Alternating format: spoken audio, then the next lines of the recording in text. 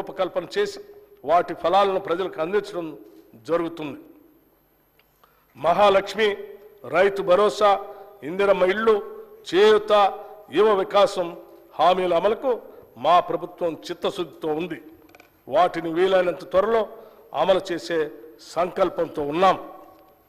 ఈ బడ్జెట్లో ఈ పథకాల అమలుకి 53,196 కోట్ల రూపాయలు ప్రతిపాదించడం జరిగింది. ఈ కేటాయింపు ఒక ప్రాథమిక అంచనా ప్రకారం మాత్రమే చేయటం జరిగింది. హామీలకు సంబంధించిన విధి విధానాలను రూపొందించే పని ఇంకా కొనసాగుతున్నందున అది పూర్తయిన వెంటనే అమలుకు అవసరమైన పూర్తి నిధులు కేటాయిస్తాం. ఎన్నికల ప్రణాళికలో చెప్పిన ప్రతి హామీని నెరవేర్చేందుకు కృతనిశ్చయంతో ఉన్నాం.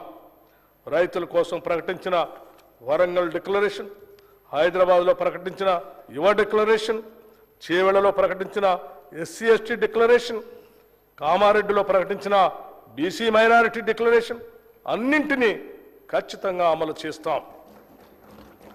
రాష్ట్రం పారిశ్రామికంగా అభివృద్ధి చెందటం వలన ఎన్నో సమస్యల పరిష్కారం అవుతాయి.